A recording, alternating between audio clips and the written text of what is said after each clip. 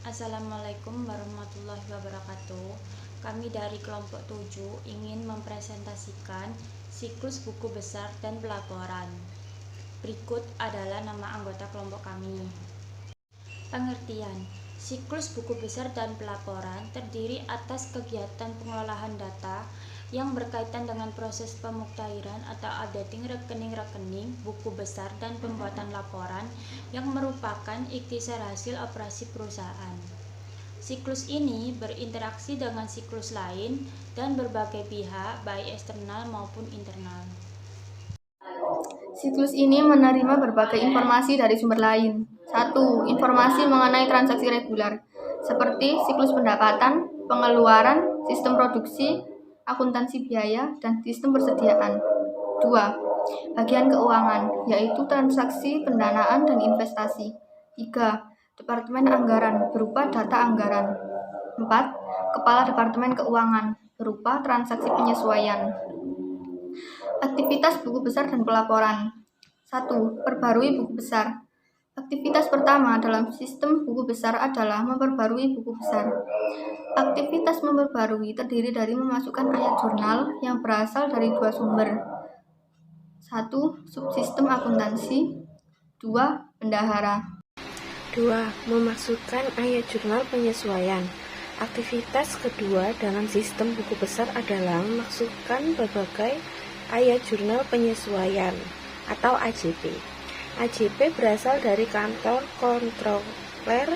Setelah neraca saldo dibuat AJP terbagi menjadi 5 kategori dasar. 1. Akrual. 2. Pembayaran di muka. 3. Perkiraan. 4. Penilaian uang. 5. Perbaikan. 3. Buat laporan keuangan. Aktivitas ketiga dalam sistem buku besar dan pelaporan adalah membuat laporan-laporan keuangan. 1. Membuat laporan laba rugi yang menggunakan data dari saldo akun pendapatan biaya. 2. Membuat neraca.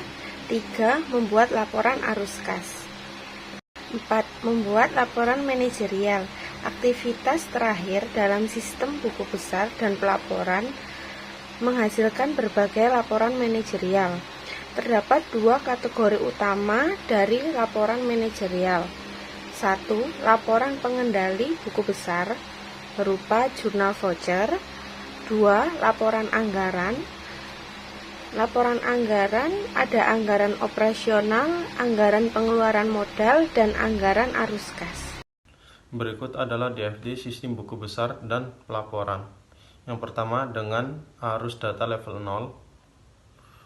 Siklus buku besar ada pembaharuan buku besar, masuk ke jurnal penyesuaian, lalu menyiapkan laporan keuangan dan menghasilkan laporan manajerial. Yang kedua, ada diagram konteks sistem buku besar dan pelaporan. Peluang dan pemanfaatan teknologi informasi. 1. Ketepatan waktu pemutahiran buku besar. Menggunakan pemrosesan online untuk memutakhirkan rekening pembantu pada saat terjadinya transaksi. Pemutahiran yang semacam ini menyebabkan catatan buku besar selalu menunjukkan informasi terkini dan dapat memperbaiki kualitas pembuatan keputusan. Sebagai contoh, pemutahiran saldo rekening piutang kepada seorang pelanggan tertentu segera setelah terjadinya transaksi penjualan akan memudahkan pembuatan keputusan tentang perlu tidaknya memberikan tambahan batas atau jatah transaksi penjualan kepada pelanggan tersebut. 2. Proses penutupan buku besar. Pada umumnya, perusahaan diuntungkan dengan ditemukannya cara baru yang dapat mempercepat proses penutupan buku bulanan. Selain itu, dari pengalaman yang ada, terbukti bahwa laporan laba atau rugi bulanan yang telah berumur 2 minggu memiliki manfaat yang terbatas untuk mengambil tindakan koreksi yang segera. Yang ketiga, pelaporan keuangan. Teknologi komunikasi padat pula digunakan untuk mengurangi waktu dan biaya dalam membuat dan penyebaran laporan keuangan. Sebagai contoh, Kepala Bagian Keuangan dapat mengakses database laporan keuangan publik seperti NAARS dan Edgar untuk memperoleh contoh atau gambaran bagaimana perusahaan lain menyajikan informasi dalam sebuah laporan.